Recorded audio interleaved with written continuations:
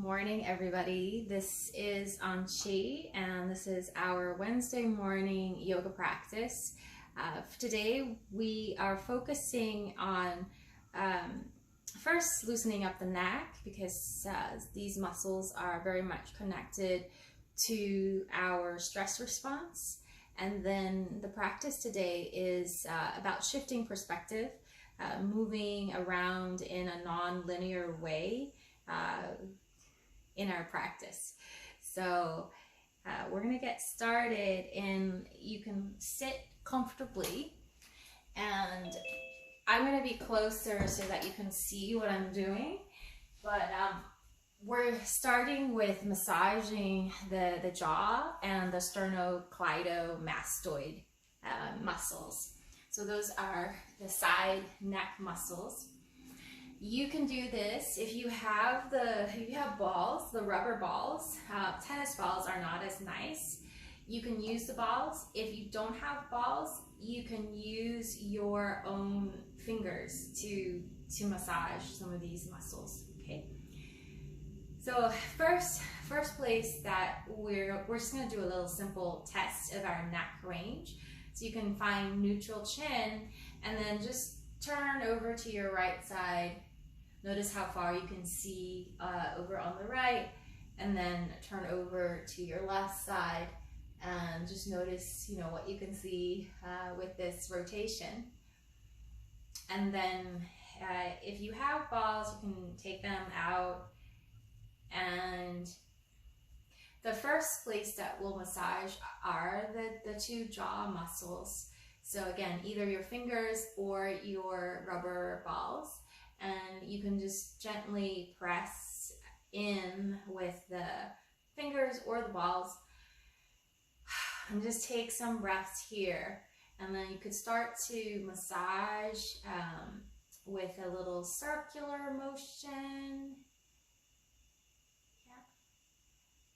And with the balls, you can do a twisting motion so that it basically moves the fascia, the superficial tissues a little bit, so you can add that. But if you're doing fingers, you can just massage. You can go up and down like this. You can go side to side.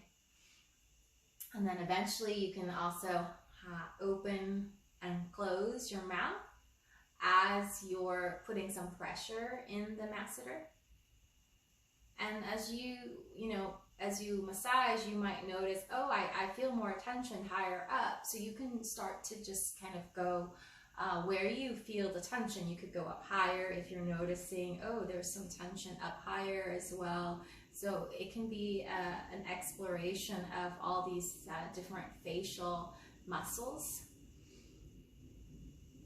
So the facial muscles are innervated by the cranial nerves, and these nerves are very much connected to our social engagement system, the part of our nervous system that helps us to feel connected, to ground, to feel safe. Good. So you're just kind of giving it a little love, a little massage through the whole side of the face, any tension that you find there. So you can fingers, okay? And then next set of muscles that we're going to explore is the side neck muscle. And we'll focus on just one side with this one. So you can take your fingers and find the bony protrusion behind your ear lobe. And then if you walk your finger to the bottom of that bony protrusion, you'll feel a tendon. That's the one of the tendons of your sternocleidomastoid muscle, that side neck muscle. So you can use your finger and just kind of press and make circles, or you can use your ball and press.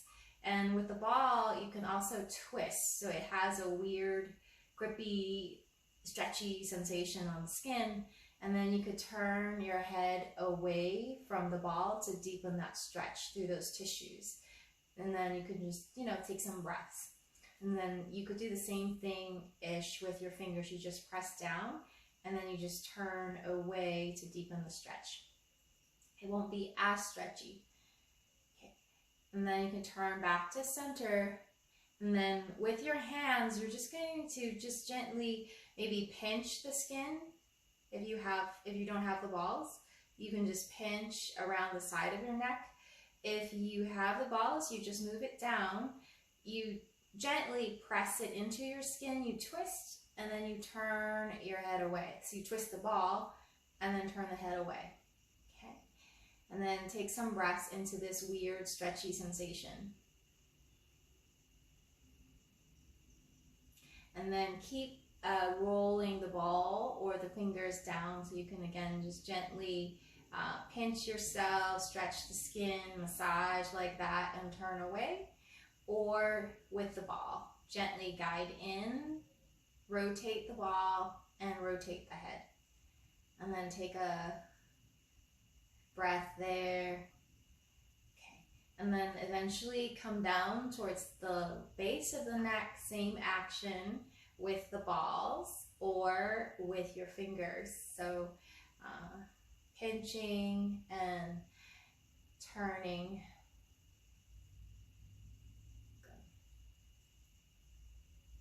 Take a breath there. And then the last location is that muscle goes and it attaches to the outer part of your collarbone. So all of this tissue all the way down. So the last location could be further away from the base of your neck. You can pin down with your fingers and again, just turn. I feel like with the fingers, you kind of have to do a little more of a dynamic movement. With the ball, you have a consistent grip of the skin, a consistent stretch so you can hold. Okay. And then come back to center and just compare the side of your neck and your shoulder that you rubbed out versus the other one. And then we'll go and we'll do the second side. So find your mastoid process, that bony protrusion on the behind your earlobe. Find that tendon that's attached to the bottom. Either with your finger, you pin it down, you could squeeze it, you could turn, or with your ball.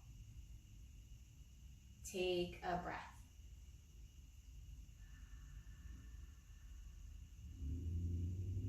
Okay. And then head back to center and then keep moving down. So about, 4 spots. Twist or squeeze or pinch and turn. Take a breath.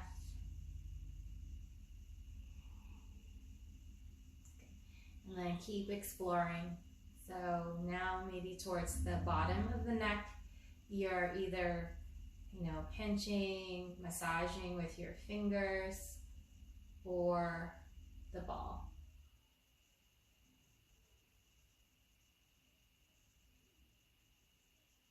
Okay.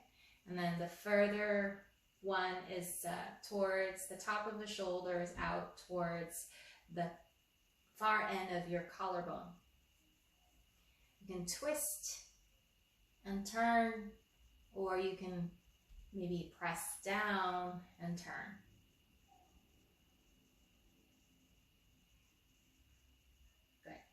And then head back to center and find your rotation to the right. Notice if it feels any differently. Find your rotation to the left and then coming back and just finding that rotational capability a few more times. Looking to one side, looking to the other. You can use a long sigh. Next time when you're over to the right, stay there and then look up and look down. So broadening the stretch by looking up and down 3 times. And then chin back to neutral, slowly turn the head back to center. Find your rotation over to your second side. Take a breath, and then maybe tilt up a little bit, just to whatever the stretch is for your body, and then tilt down. And do that slowly, about 3 times. Tilt up, tilt down.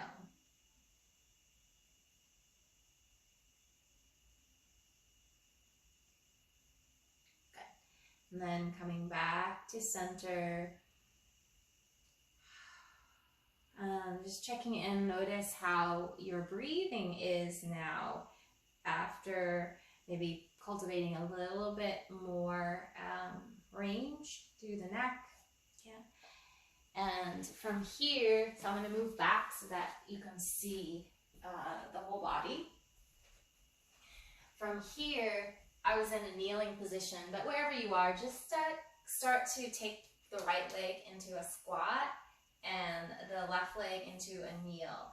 You can choose to sit on something, or you can omit, you know, the block, yeah? And then we're going to move the spine here. So you can pull your elbows in to create a little extension. And then you can pretend like you're diving into a pool to round your spine. And maybe for some of us, if we're feeling pretty stiff, you could stay down and just make little movements first, like little rocking movements, little turns with the head.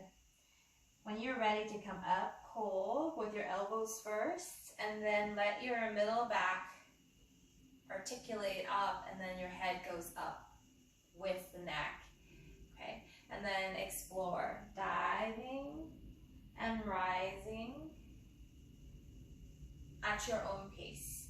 So yeah, I'm suggesting sitting here because it's a squat, it's a half squat, and it can be easier, right, than this position to get into, and it's a way of also opening up the range in the hips. Okay. Good. So loosening up, middle back, letting your neck and your head receive the movement rather than lead. So, good. And then find some side bends. So now you're reaching and you're side bending. Explore your side bend. And you can vary again where you place your hand. Doesn't have to be in the same place. It can be forward, it can be back more, so that you're stretching the side body at different angles too. And then you can add in making more of a circle with the shoulder to loosen up the neck, the shoulder as well. Good. And then next time when you come up, you can take your hands forward. And so the skill is we're going to shift out of this side to the other side. And so maybe we lower this knee down and then we go over to the other side. Okay. And find, so come into your half primal squat on the second side. And then you can come back to those spinal movements. So diving, rising. As you're doing the dive and rise, can you feel any work through your foot on this side? Can you feel how maybe it presses down more as you dive, and it maybe lifts more as you rise? So any connection between the movement in your trunk and the stability working in your leg. Just noticing how the body is all connected. And then coming into your side bends as well.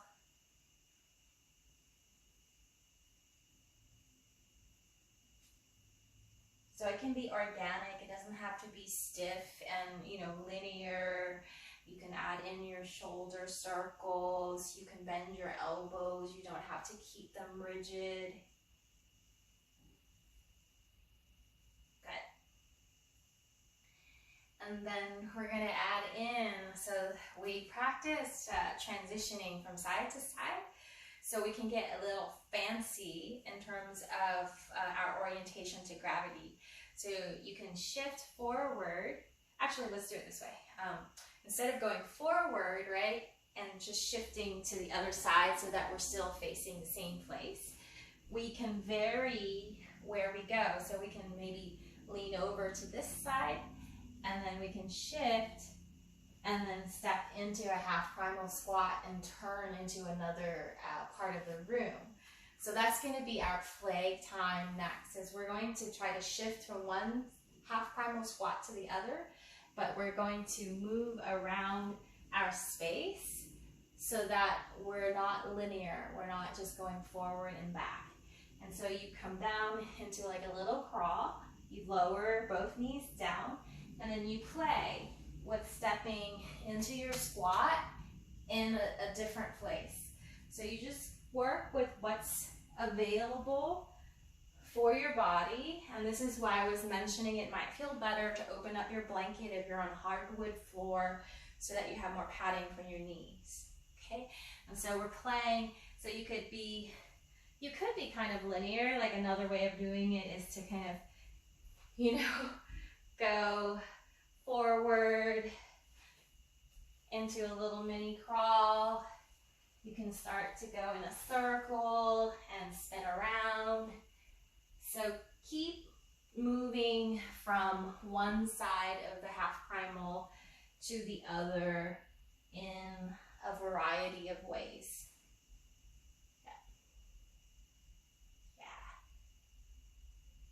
And just when you go into a new corner, when you look into the new corner, just kind of take a moment to take that in.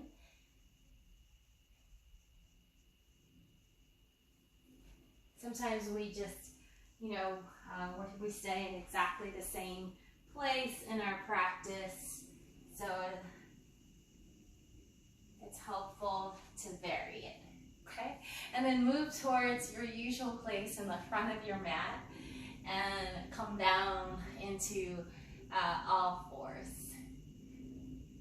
Good work. And just stretch back into a child's pose and just notice how that kind of free range movement feels in your nervous system.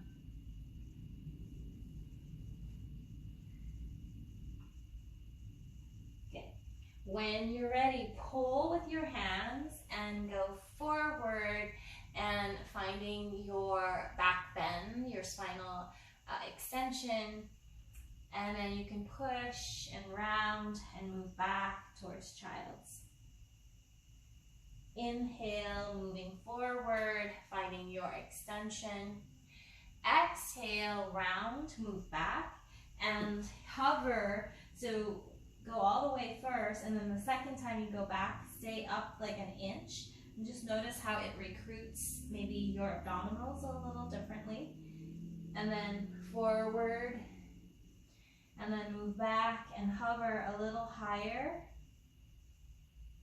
And explore this way of doing cat-cow or cat-childs. So hover a little higher with the hips to find the abdominal wall receding in. Okay. And next time when you come forward through that extension, you can look over to the right, you can look over to the left. And as you do so, can you also feel your waist shortening to kind of side bend your torso? So exaggerate that, contract your waist as you look over towards that waist, and try to take the hip towards the shoulder down towards the hip. And next time when you do that side bend over to the right, walk your hands more to the right to deepen that side bend. And then walk or crawl in a complete circle around your mat with the side bend, come back to your starting position, even out your back. You can do the cat-cow to loosen up. And then we'll stretch the right side more again. So we're going to do the twist first. So now lift your right arm and slide that arm under and come on down. Push with your left hand to twist a little bit more deeply. Your choice with your left leg. It could be the knee down the way it is. You can lengthen the left leg straight. You can lift the left leg up. So it would be like this if you want that variation. You can also lift the leg up. But if you do that, make sure it doesn't shift the weight into your neck. Okay, the weight stays on the knee, the shoulder. And then come on down if you have that left leg up. And we'll come back up. All fours. And then find your side bend again. So we did it with a little more extension. We can do it with more of a neutral neck as well. And then next time when you side bend to the left, contract the left waist. Try to hike the left hip up towards the left shoulder. Walk your hands first only to the left to deepen that side bend. And then walk with your knees. Crawl around in a circle. And you're just pivoting around that left knee. And then you're back. When you come back to center, even out your waist. You can round and extend.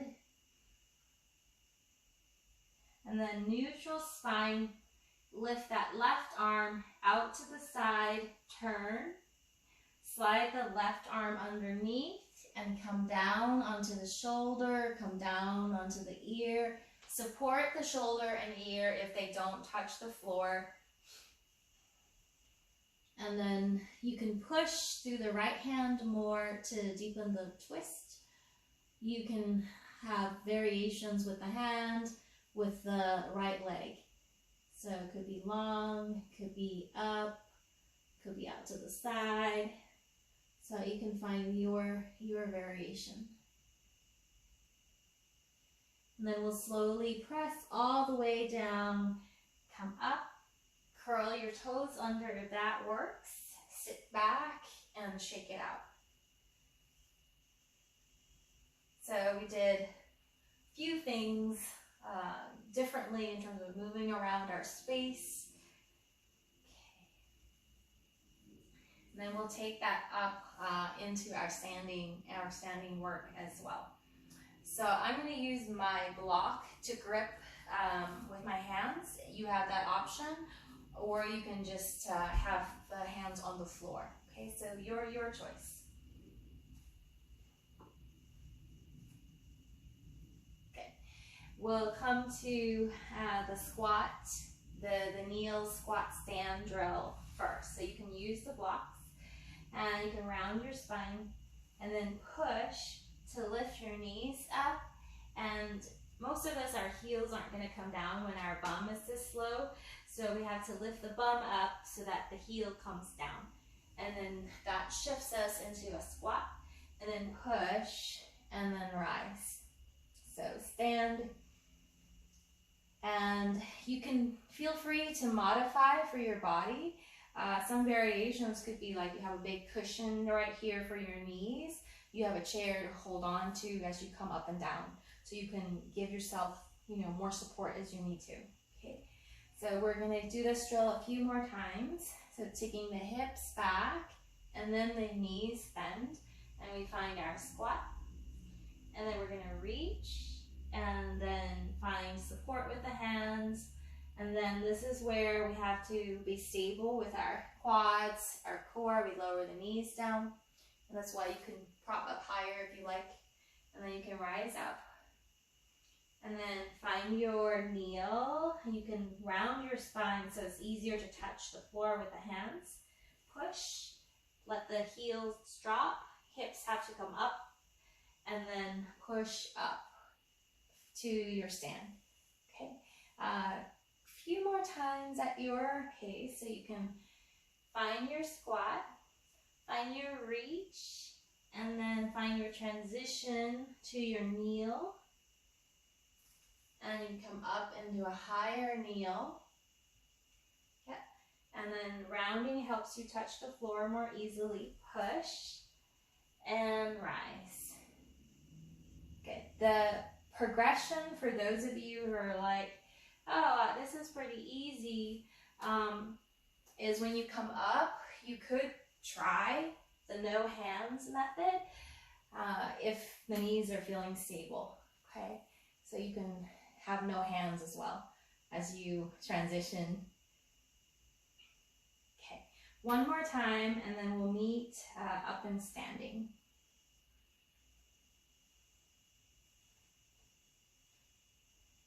Okay. Nice.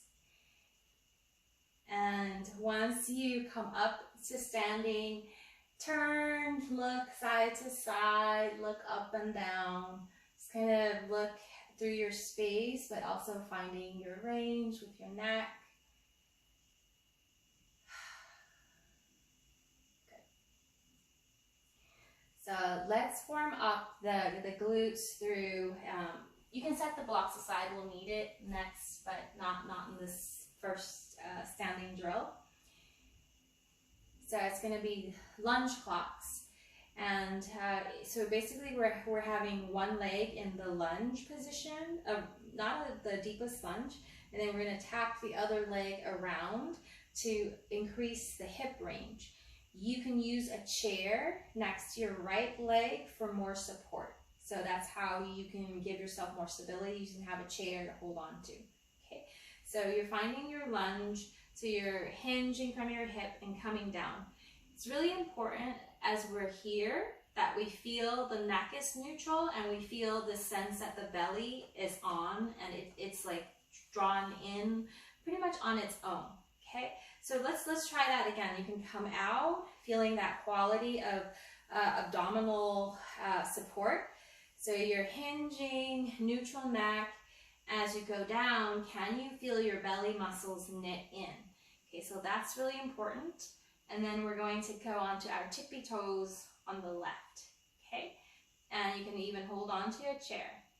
And then you're just tapping the left foot forward in any amount. And then you're coming back. Tapping out to the next number on your clock and coming back. Tap out. So basically this leg stays in that lunge. Tap out, come back. And explore the numbers through your clock face. Coming back, tap straight back, coming back. And you could play, like you could have the hands moving dynamically. You could have the hands still. And let's do that one more time through this first direction. Woo. Yeah. So you're finding your stability on the right side and your reach and range on the left. And then we'll slowly step down and then rise up out of this first side of the lunge clock. Okay, move your chair if you want that support. And then the thing that we have to be aware of again is that it's just like a lot of times, you know, we consciously suck the abs in as we're working, and that's not wrong. But what we want to become aware of is that natural ability for the abdominal wall to support us reflexively, like without us having to suck anything in. So it happens, the loading changes.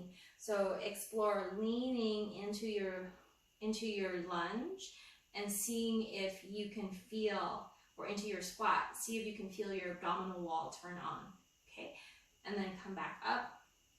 And then when the neck is out, notice how that will disturb the engagement of the abdominal wall. Okay, so come down. Can you sense your abdominal wall knit? And then come onto your tippy toes on your right side. Keep that work on the left leg, tap, coming back, and then finding your clock face on this side. Okay. Hands can stay still, or somehow I think it feels easier to move a little bit with the arms. And you can try to get creative with how you get to the other side. Do another round, lunge clocks. Yeah. Can you feel how your belly is knitting in the whole time? And then obviously your booty on the standing leg is working. Good.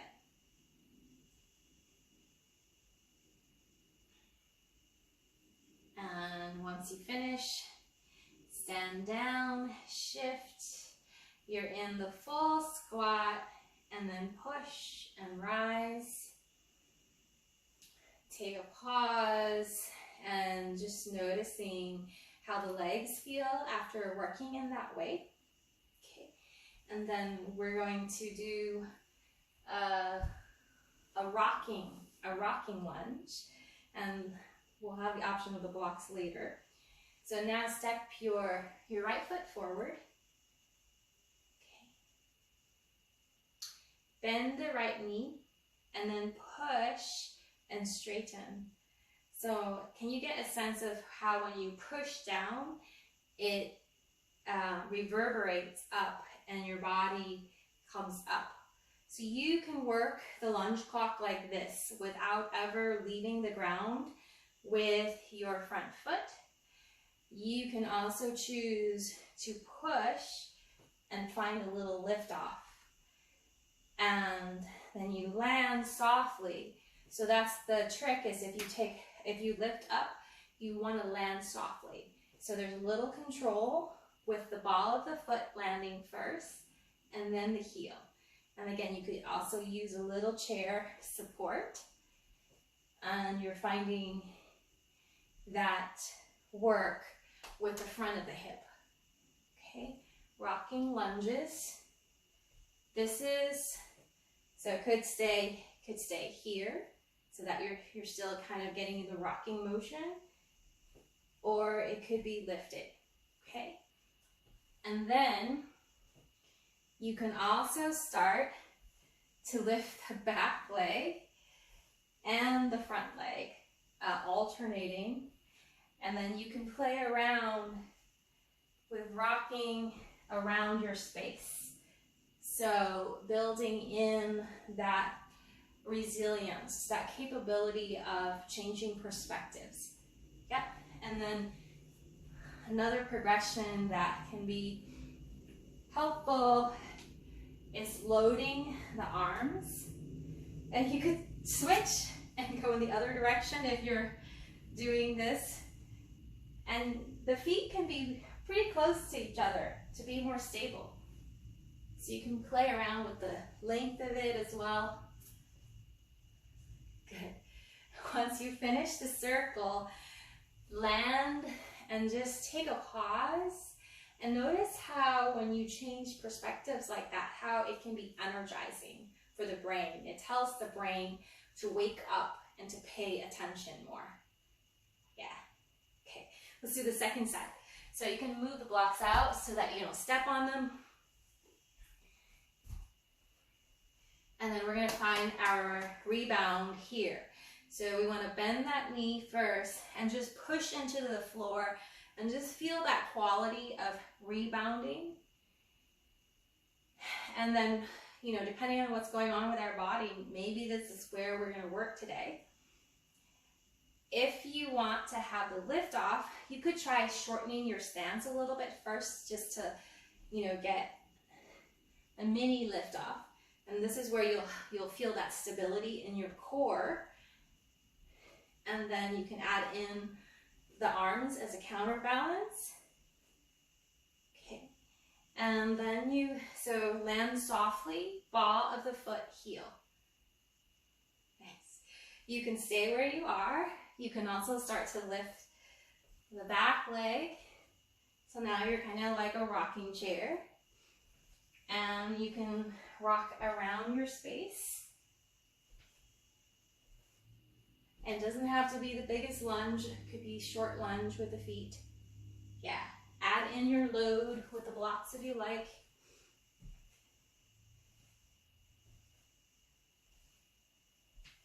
And then go in the other direction. It's a little harder going in the other direction.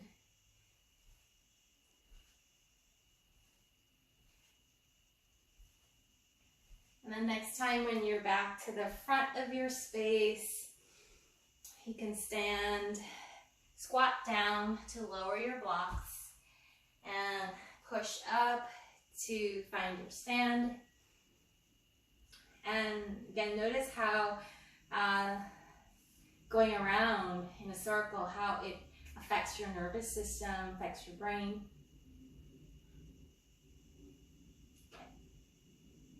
All right. So now we're back at the top of our mats, and we'll start to piece together a longer sequence. We're basically going to go, we'll stay on the mat now, but we'll keep changing perspectives, okay? So when you're ready, you can lift up, and then as you exhale, you can bow down. Hands can go to the floor or your block, your choice. Okay. And we're gonna step the feet back, and you can stretch your back out into your first downward dog. And then you can squat your dog by bending your knees. And then shift forward, straighten the legs, and you're into your plank. You can also choose to do this whole version with the knees down. So you can go back into a child, you can go forward into a plank. Knees up or knees down. Your choice.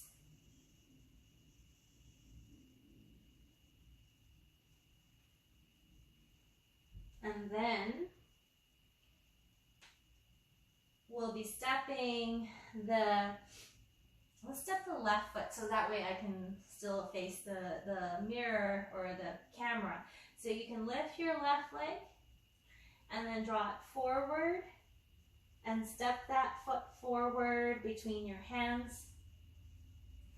Drop your back heel down, and we're going to pull and rise up. So it's going to be a warrior one. So the two frontal hip bones are facing the front of your mat. I just turned around so you can see a side perspective, but your frontal hips are facing the front edge of your mat. Okay, and then from here, go ahead and turn your head over to the right, head to the left, and then pull, and then dive. So dive and rise in warrior one feet. And like you did when you were in the squat, can you feel how your legs turn on as you stretch down through your dive? And can you feel how your legs, stabilize, draw in as you make the transition up as well? So feeling that work even into the feet, the arches. And then next time when you come up, we'll stay here and take the arms out wider to cultivate a more of a diaphragmatic breath. And then see if you can feel your bottom ribs move with your inhale, like this quality of your bottom ribs expanding. And then when you exhale, can you feel your belly muscles draw in?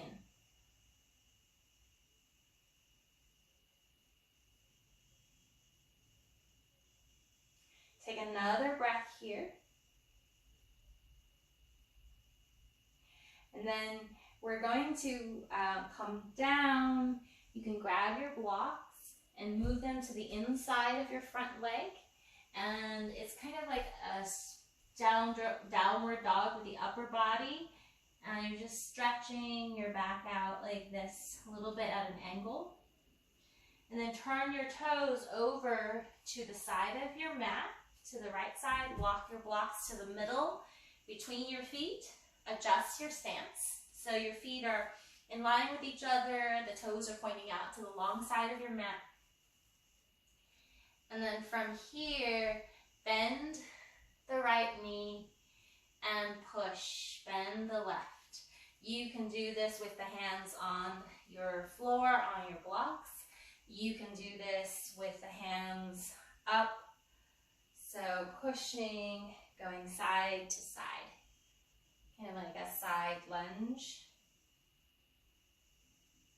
Good. And then next time when you're coming back, come back to center with your body. Turn your right foot to face the back of your mat. Turn your left foot in towards the center. We're going to transition into another pose, so we're just going to come up now into Warrior Two. So now the front of the hips are facing the long edge of our mat, and now we're looking towards the back of our mat. So changing perspectives again. Take a breath here. And see if you can deepen that lunge. Good. Lower the back hand down. Turn the front hand palm up. And as you reach back, can you not let that front knee drop inward? Keep that knee in line with your toes. So reverse warrior here. And then we'll slowly come out. From here, you can again stretch down and then move your hands to frame your front foot, which is facing the back of your mat. Swivel your back toes, yeah? And then step back into your downward dog. So now you're facing the back of your mat. Your choice. You can stay here. You can come back to your squat, your plank. You can rest. You can do another vinyasa. You can even lower your knees down and do a cat-cow. So how do you want to transition? Good. And then your choice. You can be up in dog as you step your left foot forward again, or you can be down with your knees and you step your left foot forward. Okay, so we're continuing our circle around the mat, and then you lift up and you come back into your Warrior Two. So now you're facing the other long edge of your mat.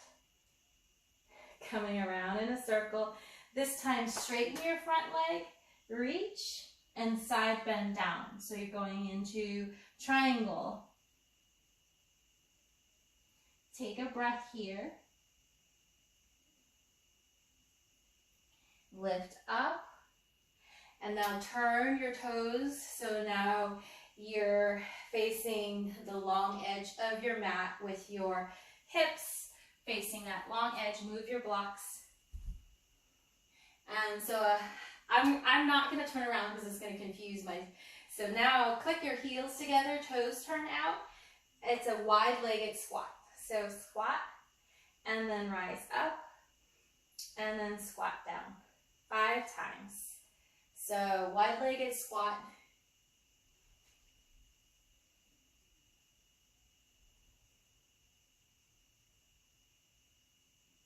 Good, and then hold that squat. And then push, rise up, swivel your toes back to the front of your mat. You can grab your blocks, and then you get to step back into your downward dog. And lower your knees down. Do spinal extension, spinal flexion. Stretch back into a child's pose. And just notice how this merry-go-round feels in the nervous system. So completing your first circle. And then let's do the second one. So your choice. You can have knees down, move back and forth, or knees up.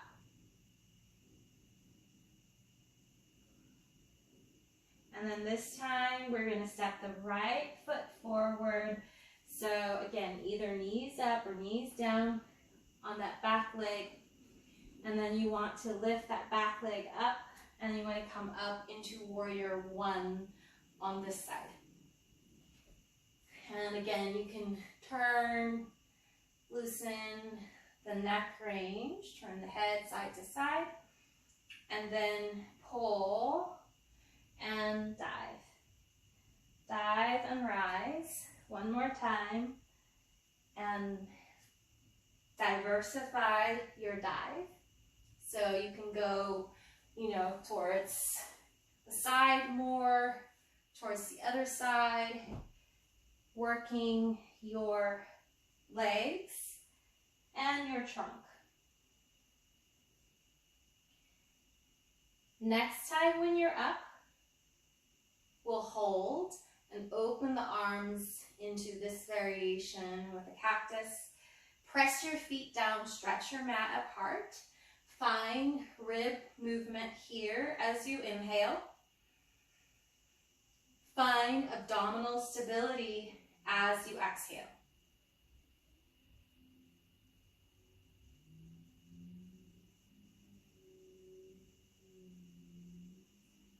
And then next exhale, you can fold forward, grab your blocks, move the blocks to the inside of the front foot, stretch your back out at an angle, and then walk your toes, turn your toes over to the side, move your blocks between your feet, and start to find your side lunging here. So bending one knee, bending the other knee. So now you're facing the long edge of your mat. Go side to side. And then we're going to grab the blocks. We're going to turn the left foot to face the back of our mat. Turn the right foot as well. And then you're up into your warrior two. Okay? So warrior two, frontal hip bones consistent with the long edge of the mat. So a little merry-go-round around your space. And then find your reverse warrior.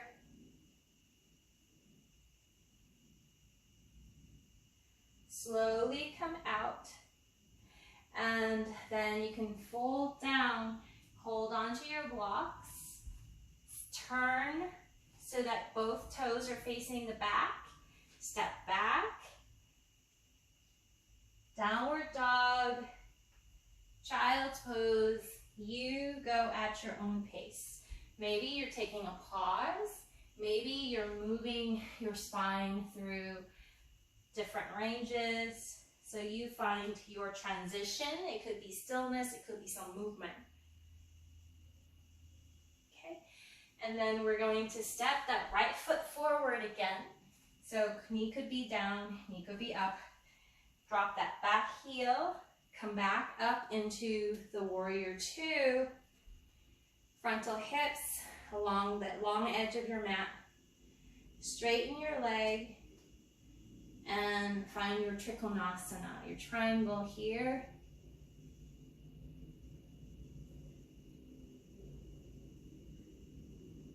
And then slowly bend that knee, rise back up, swivel your toes to face the long edge of your mat. You might have to move your blocks. So we're coming into the goddess. So your heels are in, your toes are out. And you can find your goddess. You can play around with the arm variations. It could be like big sweeping movements.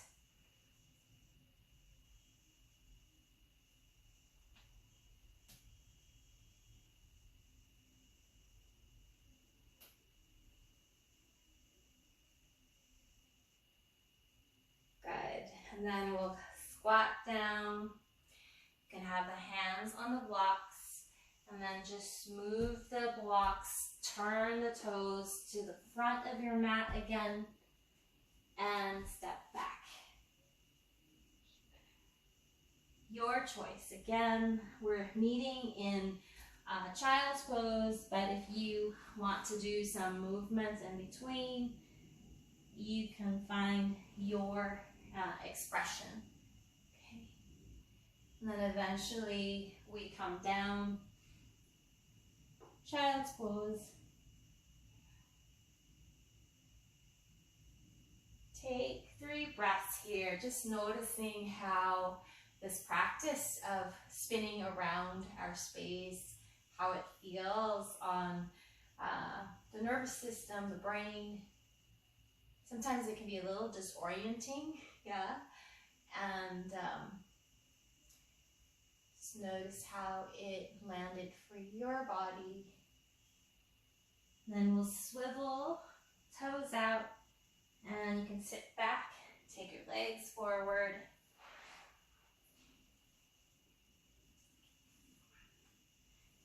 And you can draw your belly in, tuck your tail, and slowly roll on down onto your back. From here, hug your right thigh in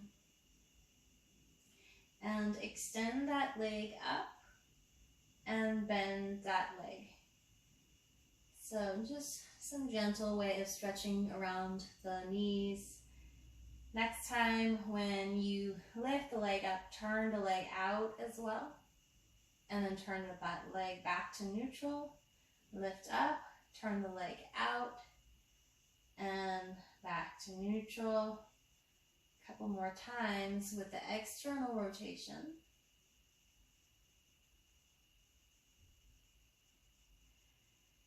And then next time when you're up, turn the leg in and come down. So you're changing the vector of the stretch through your thigh muscles with the internal and external rotation. And then come up and just turn the leg in and out.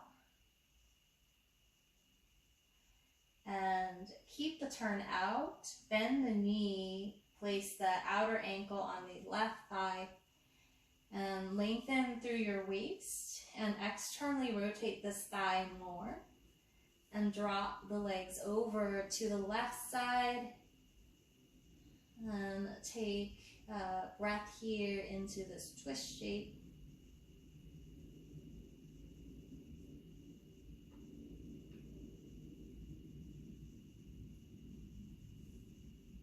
Take another breath here.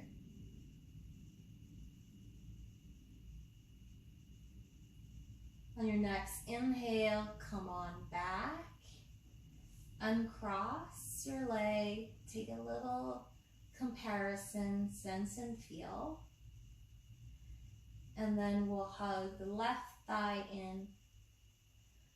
Explore lifting that leg, stretching it, and then bending that knee. You can start with the leg neutral, so just the toes pointing straight ahead, kneecap straight ahead.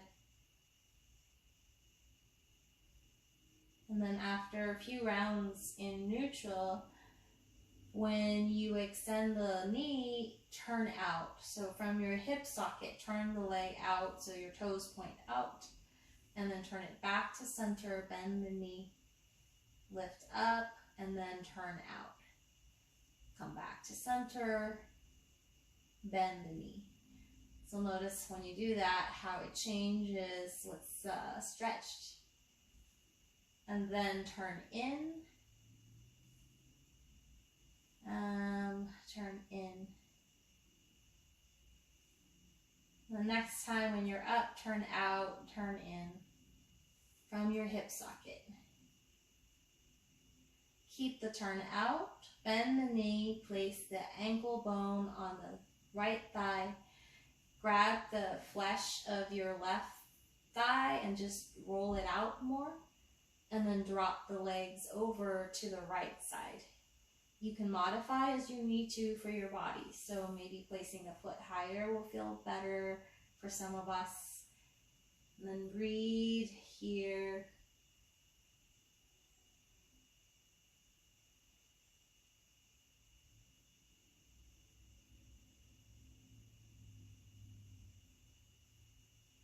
Take another breath into the ribs on this left side and into the lung on this side, especially the lower lobes of your lung.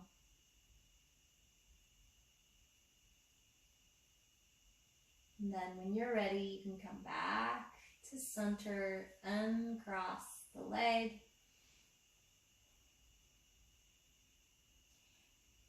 For the resting position today, I'm going to suggest resting with the hips higher by supporting the sacrum with the block. But if that doesn't work for your body, you can rest in, regular corpse pose. Could be this variation as well. This variation is great for releasing tension in the spinal muscles. So if you feel, a lot of back tension, you could stay here.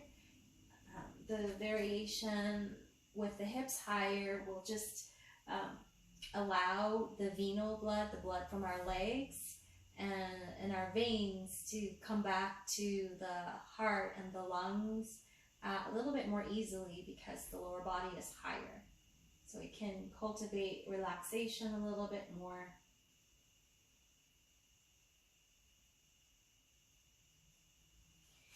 And I'm going to suggest that you do this practice of building your breath capacity. So you can start, once you're settled into your rest shape, just feel your native breath, the natural duration and movement of your inhale and your exhale.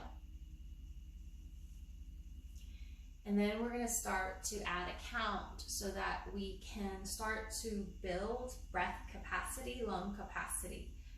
So you can, and it depends on, we want to start with wherever is our, comfortable edge. So you could try 4 seconds on the inhale, 4 seconds on the exhale first. See how that lands for your body. Try that 3 times, and if that feels super comfortable, keep adding on another second. So go to 5, stay there for 3 rounds, see how that feels. That feels very comfortable still. Add another second, make it 6. Okay, so you get the idea.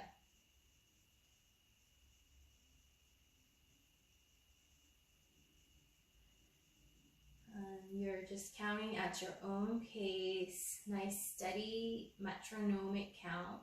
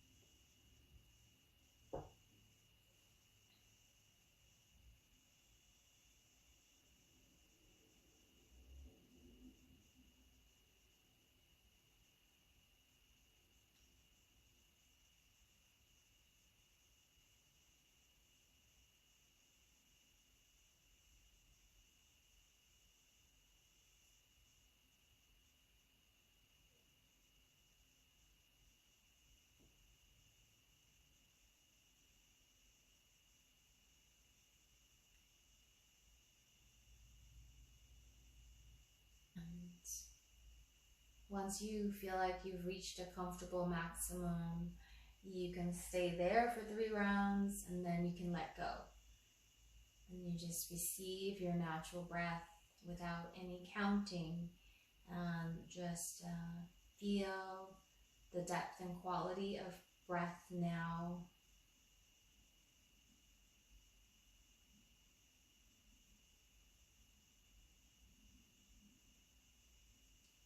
So give yourself at least 3 free breaths without any control.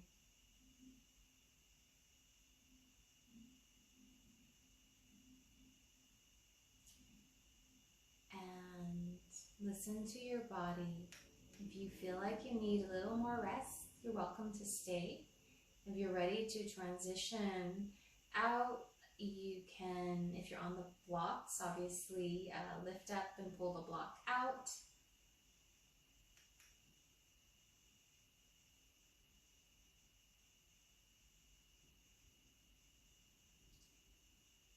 And you can transition slowly onto the side. Once you're up and sitting, maybe explore your neck range again. Looking around your space, exploring your perspective.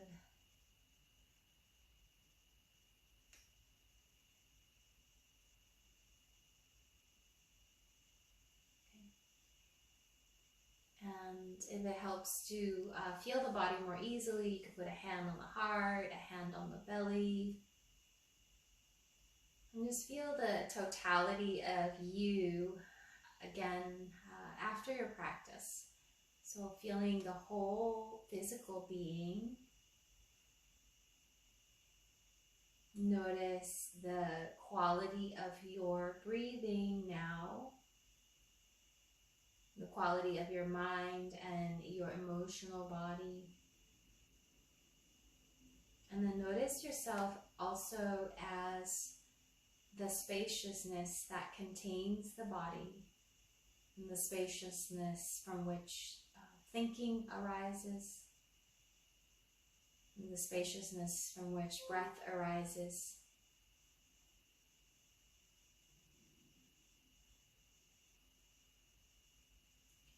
And take another breath from heart center, bowing the head to the heart. The light in me honors the light in you. Namaste.